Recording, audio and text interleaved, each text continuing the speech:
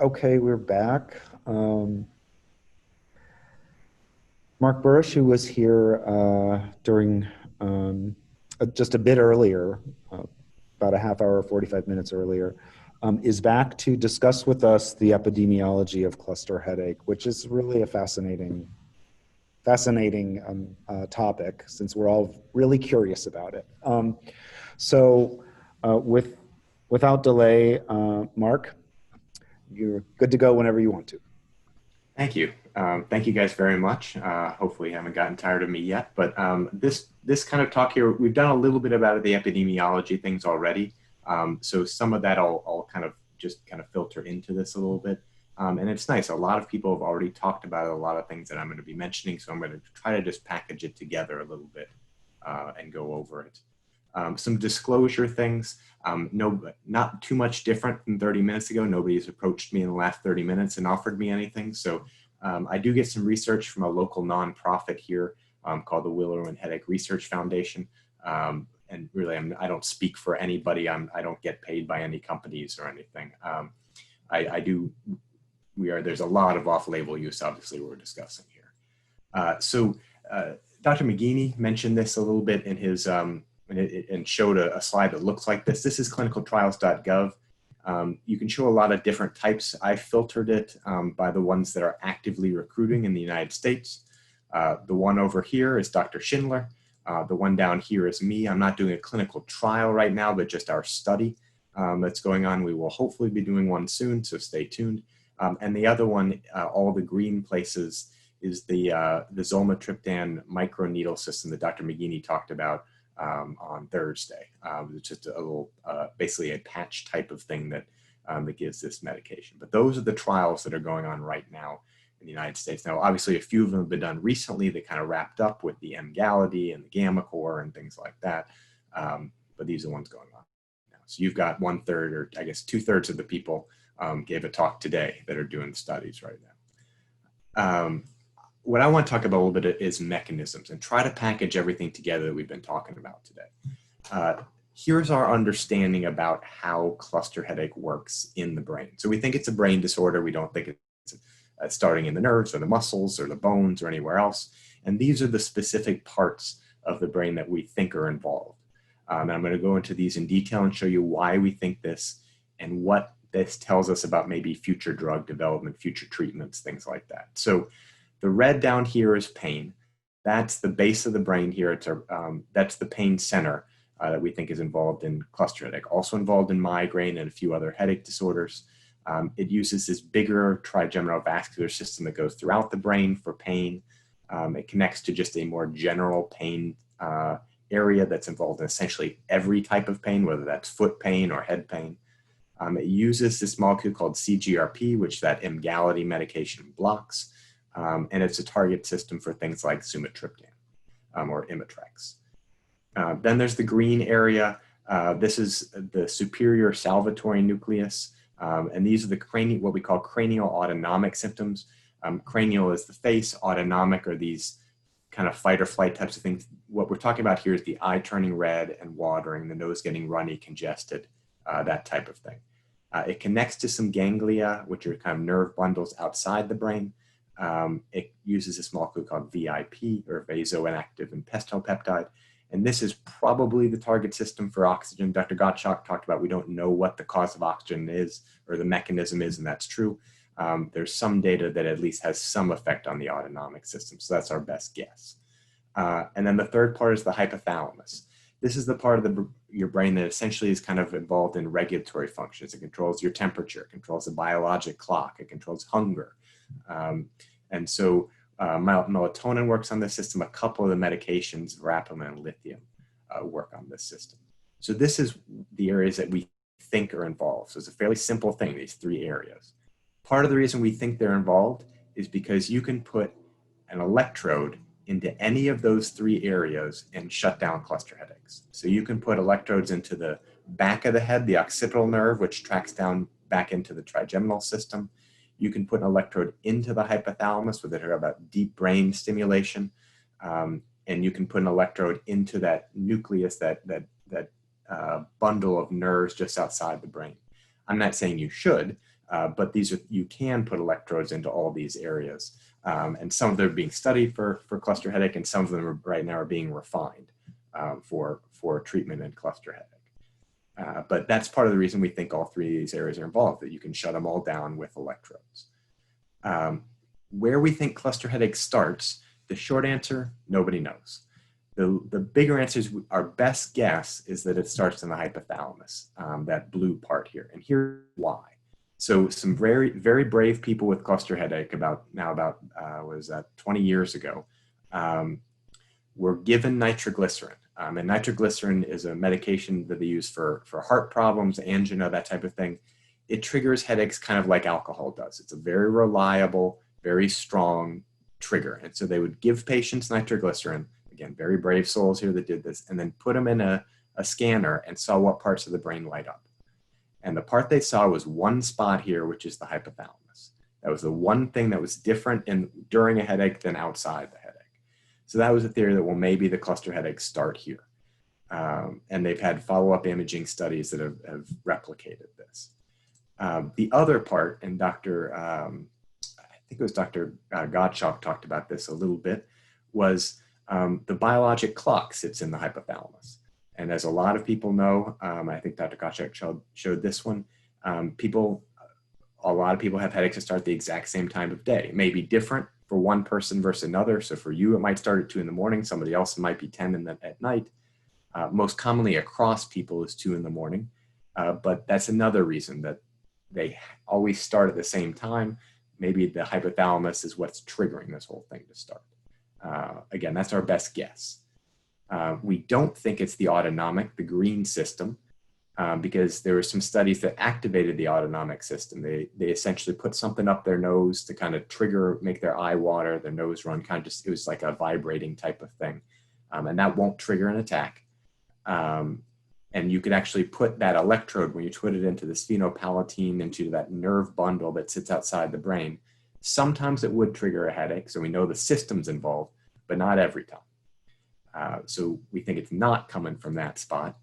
And then there's some evidence against it coming from the pain area, the red area, because if you cut the nerve, just cut it completely, you can still get attacks. Now, they may not have as much pain, it's just the eye watering and the nose running, interestingly, but you still get attacks. Taking sumatriptan before an attack, and I think we talked about this a little bit, Dr. Silverstein this morning, doesn't prevent the attack. So if you take it 2 hours before you have your normal cluster headache time, you may still get a cluster headache. And then there are cluster headache patients who may also have migraine or may also have trigeminal neuralgia. Those activate the pain system, and you don't always get the headaches together. So it's not like just activation of that pain system leads to a cluster headache. Now, that being said, the medication that Emgality works on, the medication that blocks CGRP, this is a pain signaling molecule. If you just infuse that pain signaling molecule, give a patient with cluster headache this medication, it will trigger an extra cluster headache. So it's basically like giving somebody alcohol during a cycle, or having them take nitroglycerin. And that activates this pain system. So again, we don't understand everything. It's not a complete done deal here in the textbooks, but that's our best guess, is that it starts in the hypothalamus and then activates these other areas. Now, let me take all of that information and then package it into, what does that tell us for the future? And how do we go forward and looking for new drug development? So let's start with the pain system. I'm going to talk about CGRP, or calcitonin gene-related peptide. This is the thing that Emgality works on. And this has been all the rage in migraine. There's 4 different medications. The 2 of them have tried for cluster headache. A 3rd one may be tried for cluster headache. Let me show you the data for migraine first, so you know why we've been so excited about this. So here's the evidence for migraine. So not cluster, but migraine. So first of all, we know that this pain signaling molecule is released during a migraine attack. So on here on the left, white is controls, patients without headaches. And black here is patients when they're having a migraine. It doesn't matter if it's with aura, without aura. You can see that the levels of this molecule, CGRP, are much, much higher in patients during a headache than they are in just control patients. However, other signaling molecules, these also signal inflammation and pain. These don't go up during an attack. So there's something special about CGRP that's not there for all the other signal molecules that usually go along with it. The second is in patients who have headaches all the time, so chronic migraines, we have headaches at least every other day on average. The CGRP is just up all the time. It's just elevated continuously. The third thing is if you infuse CGRP, so you just give somebody an IV of CGRP with migraine, it will trigger a migraine. However, if you don't have migraines and you infuse this molecule, you don't get a migraine. And the same thing with cluster headache. If you take a patient with cluster headaches and you give them this medicine, they'll get a cluster headache. If you take somebody who doesn't have cluster headaches, it won't trigger a cluster headache. If you give somebody a triptan, sumatriptan or Imitrex, something like that, the CGRP will go right down, and you can follow that along. And then finally, these medicines like Emgality seem to be effective. So that's why we've been so excited about it in migraine. And that's why it's been so much studied in migraine. Now for cluster headache, here's the data. And this is data that's, this group was very interested in both cluster headache and migraine. Some of you may be familiar with Peter Gosby. I think he was here a very long time ago at some of the meetings. But during these headaches, again, in the middle of a cluster headache attack, the CGRP levels go way up, very similar to what it looks like in migraine patients, where if it's normal or you're between a headache, you're not having a headache at the time, your CGRP levels are pretty low. And then during an attack, just like migraine, they go up. Same thing, if you infuse CGRP, give somebody that with a cluster headache, they'll get an extra attack. So there's some overlap here between migraine and cluster headache. So if this is the system that cluster headache works on, our general understanding with migraine, without going too much into it, is this is the system that migraine works on. It's a little bit more widely distributed in the brain.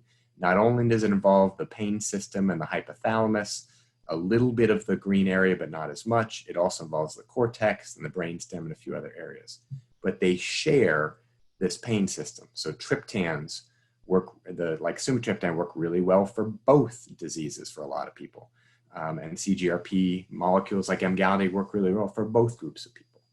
So if you're looking at the pain system, again, getting back to medication things, the current treatments are sumatriptan, zolmitriptan, ergotamines, capsaicin. Sometimes I've heard people talk about putting hot pepper up their nose or putting paprika or something like that to shut down a headache, and there's some data for that, or Emgality.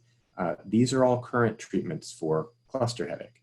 If you're looking at future things, psilocybin works on this system from what I can tell, and Emmanuel can let me know if I'm wrong about that, but it definitely works on the serotonin system that we think works on the trigeminal system. Vitamin D, and people have talked about vitamin D mentioned in here, that has some data of decreasing CGRP, especially in migraine patients, so it's probably working on this system. And Dr. Silberstein briefly mentioned this other antibody that has been developed that kind of runs with CGRP. So these two kind of is a molecule called PACAP. I'm not going to remember the full name for it, I apologize, but PACAP and CGRP run together as far as pain signaling molecules are found in the same neurons, same systems. And so maybe blocking this or blocking both together might make a difference for cluster headache. So again, our understanding of this pain system is kind of fueling these future developments. And because this system is used by both migraine and cluster headache, anytime there's a medication that's approved for migraine that works on this system, it will almost certainly be considered for cluster headache as well. So that's the pain system. Let's talk a little bit about the trigeminal, the autonomic system, and then finish up on the hypothalamus. So for the green system here, the one thing that we know that seems to work in this area is oxygen. And here are the studies for it. This was done in rodents. But what they would do in these studies is they would put a needle, an electrode, kind of like they do for surgeries, but in humans, but for rats, they would put an electrode into this red area. And then they would trigger essentially a migraine type of headache by stimulating the dura. The dura is this lining that sits outside your brain. And so they would stimulate the dura and record from the trigeminal system. And you would give oxygen or just regular room air, and these look about the same. There's no statistical difference between the two. Now, if you put a needle into this red area and you activate the green area, so you put electrodes into both of these, and you activate from here and record from the red area, now when you give oxygen, you actually see a difference. So it actually decreases the amount of activity of these neurons. So what this is telling you, and I know this is kind of complicated, but what it's telling you is oxygen works when you activate the system that makes your eye water and your tear run and your nose run. If you don't activate this system, you just work on the pain system, oxygen doesn't do anything.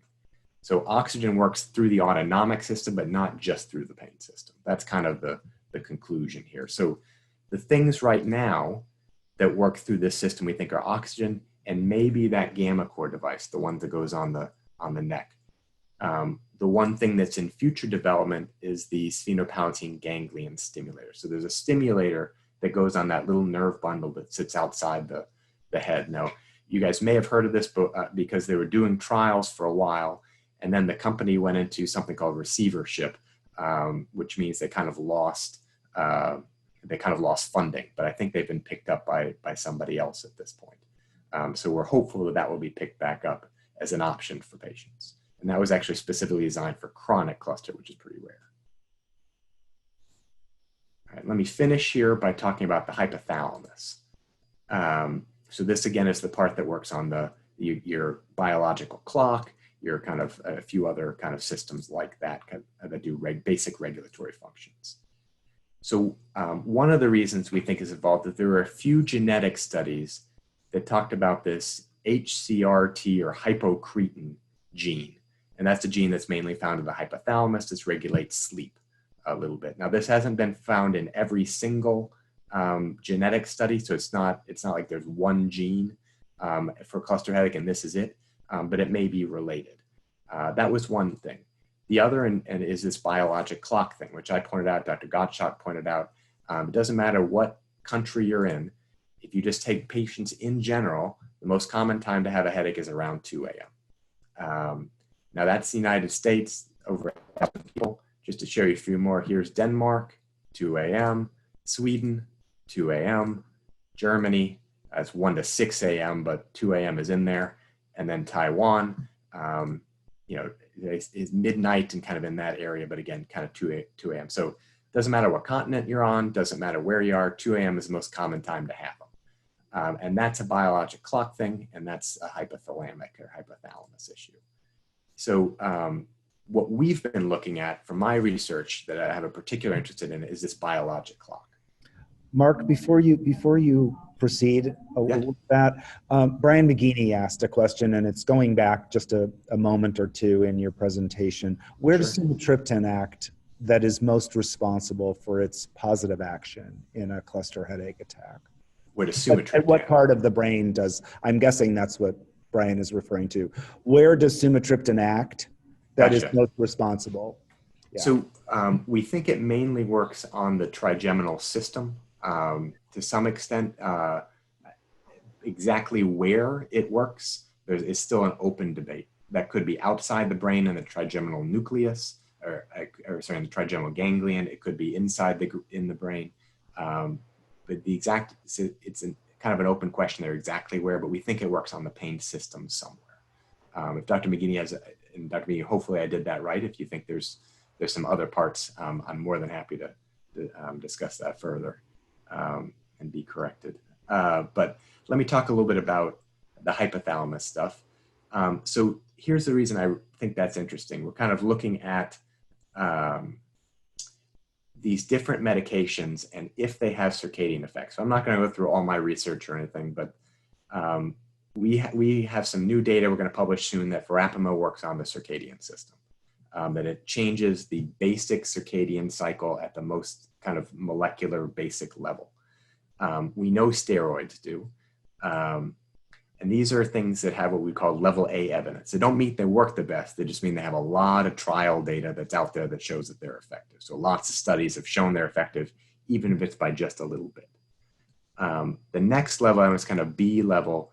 are these medications. Lithium has a lot of data that it changes circadian cycle. These two might, from my studies that we have done so far. And then here are the rest of them. Depakote or valproic acid definitely has a lot of evidence. Melatonin is essentially the circadian hormone, and baclofen does. And that's most of the medications that are kind of currently recommended. I'm not saying that's all of them. We use other ones too. But one thing to note on this is, if you look at the mechanisms of these drugs, maybe two of these medications share a same mechanism, but no more than two. So you're looking at a whole bunch of medicines with a whole bunch of different mechanisms. And so maybe something that ties them together is that they work on the circadian system. So, yeah. Before you go on, have you looked into the use of GHB or the different effects the different effects of REM sleep in relation to clusters? Yeah, it's an interesting question. So a lot of people say that my headaches don't happen at a certain time of night. They happen about an hour and a half after I go to bed. It doesn't matter when I go to bed. That's when it happens. It happens when I take a nap after a while. And that may be related to REM sleep, because that's about how long it takes for people to get into REM sleep. I haven't looked into it particularly. People have looked into it. There have been studies that do sleep recordings, the regular sleep kind of measurements, and have shown that people have them during REM sleep and not during REM sleep. So it's not specifically REM sleep that happens, but it can. So Dr. Gottschalk is asking wondering about the time of administration of steroids in relationship to treating an attack. Yeah, and I should mention steroids may have a lot of different functions. So it may be that they're anti-inflammatory and that's how they work also. But for circadian hormones, for signaling, melatonin is essentially a nighttime signal, and steroids are essentially the daytime signal, and they vary by about 12 hours from each other. So it could work on other systems, but it might work on this one. I don't know of any studies that have looked at trying to time them. It'd be very interesting, and I know I mentioned them last time, but Roger, with the nobism stuff and the individualized thing, has also been talking about if we know when your headaches happen, if we give the medicines right before that, would that make a difference? But it would be very interesting to know, if you gave the steroids to try to kind of increase how strong your circadian cycle is, or if you tried to decrease how strong your circadian cycle. So basically, if you gave them during the day or during the night, would it make a big difference? I don't think anyone's studied that, and it'd be very interesting. Just two other quick points before you continue, Mark. Roger is noting that during cycle, he can't take a nap. He'll wake up within an hour, whether it's day or night. And Tom Shelton wants to know if he can take verapamil and melatonin at the same time. So for the first one, what Roger is talking about, yes, maybe that may be related to the REM sleep or something to that effect, that after an hour, the headaches get triggered. And then as for Tom, we usually recommend people take verapamil 3 times a day and melatonin at night. And I've never seen any issue with taking, verapamil and melatonin together.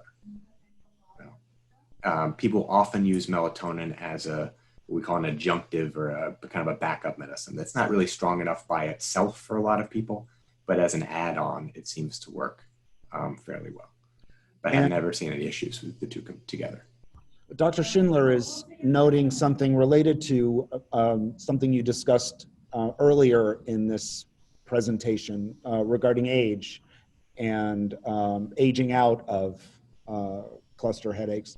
And she notes that there's a theory about the resolution of CH with age, that it's related to the loss of the circadian rhythm that comes with age. Can you make any, or do you have any comments on that? Yeah, I mean, that's interesting. As you get older, your circadian cycle is not as, I don't know what to say, robust, I guess. It doesn't go up and down so much. It's a little bit more kind of blunted.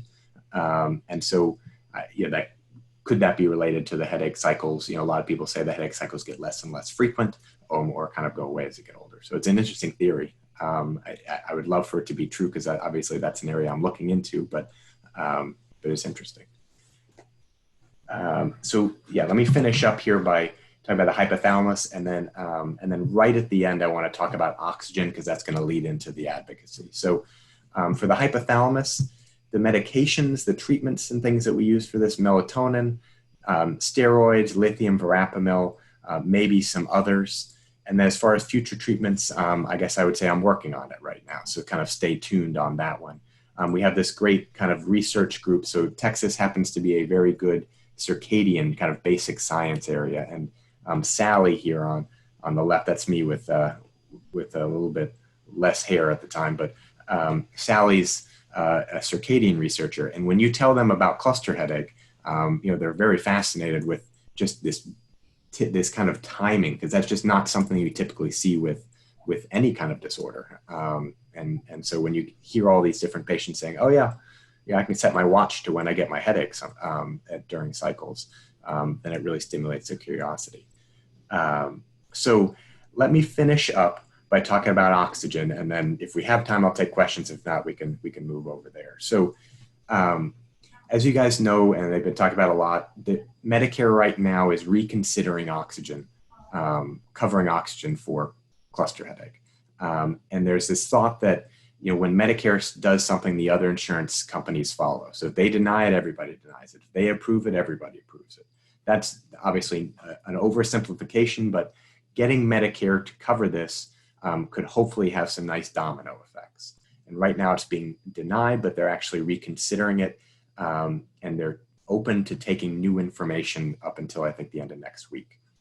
So here's our data that we kind of added last year to this that's specific for Medicare. So now we're looking at only Medicare eligible patients, so only patients over the age of 65. And we gave them that survey, that same survey that we presented earlier, and just asked them, have you tried a variety of different as-needed things?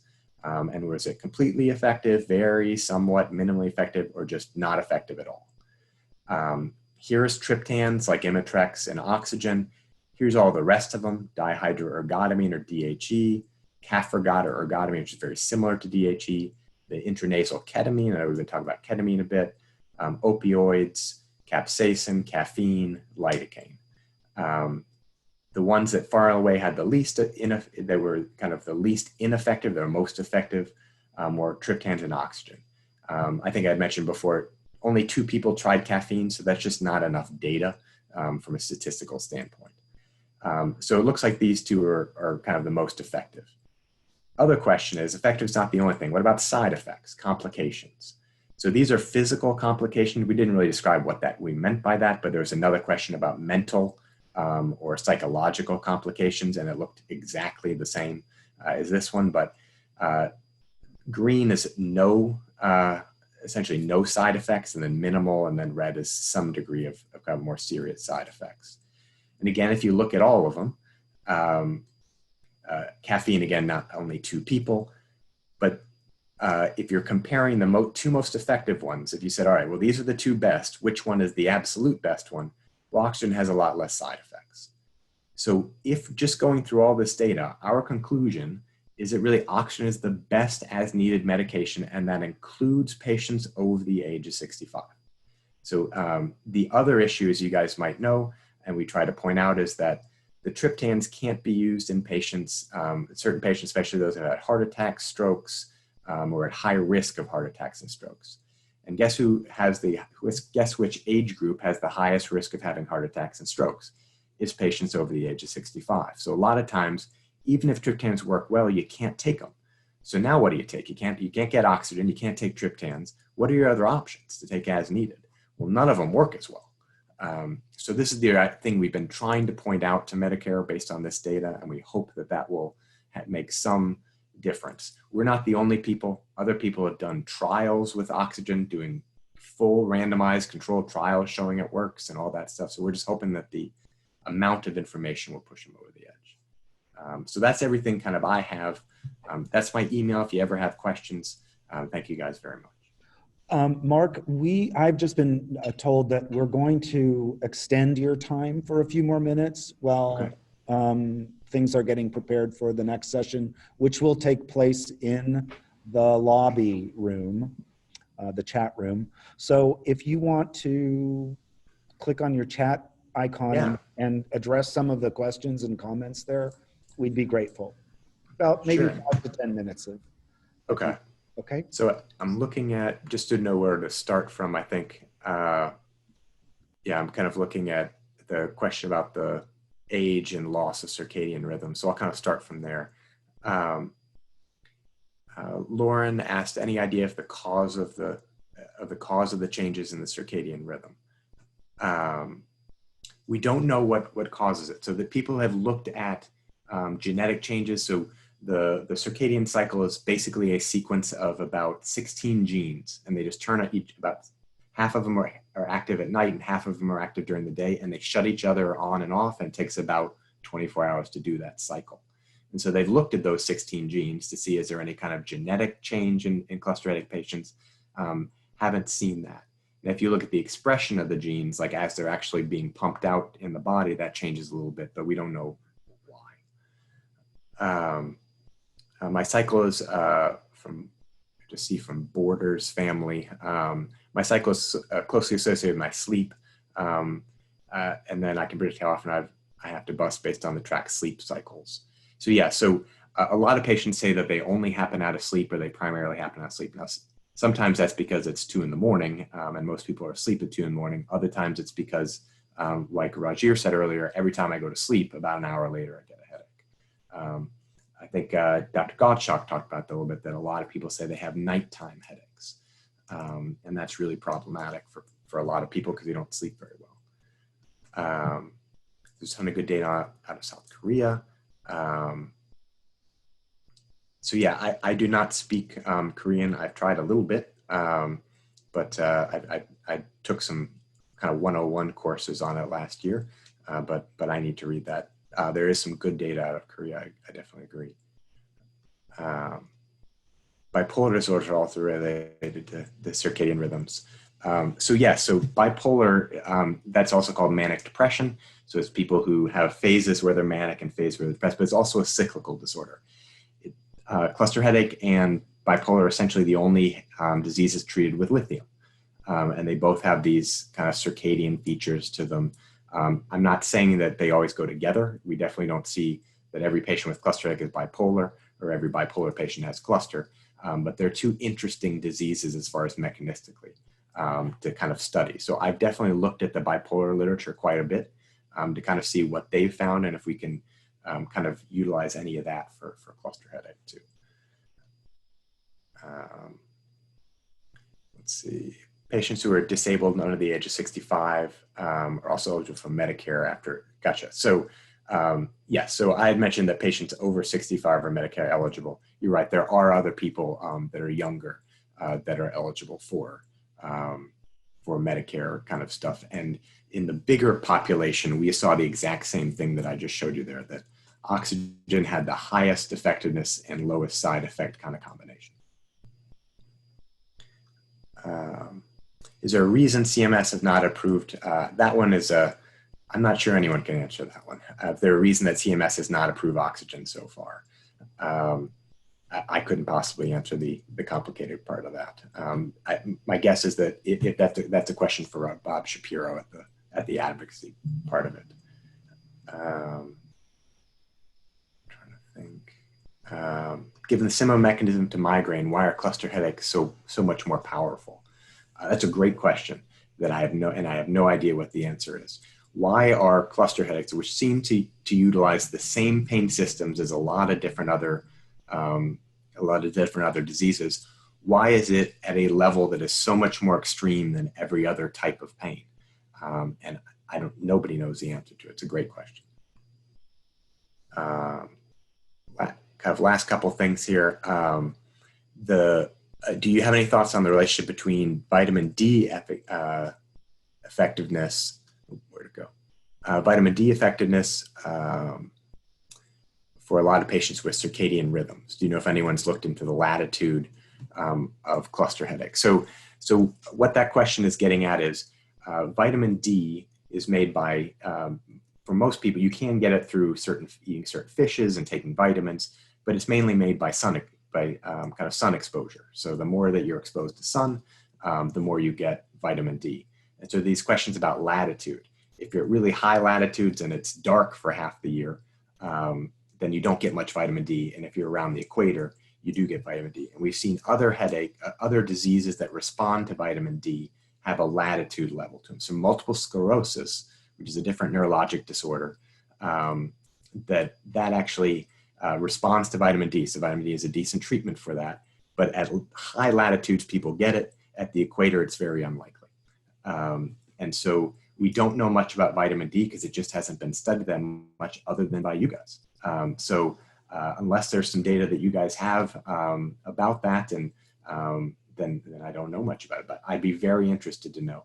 Nobody's done the latitude thing. We tried to do it as part of our study. So very, very smartly, Stuart was able to have us kind of geolocate some of the people on these studies, and we could kind of do it by the country they're in and things like that. We did not see a latitude type of thing, but we weren't doing a whole population thing. We were only asking people who already had cluster headache to kind of weigh in. Mark, Eileen is telling me that there's time for one more question, and then Okay. we will move over to the lobby room for a discussion about CMH and oxygen. Okay.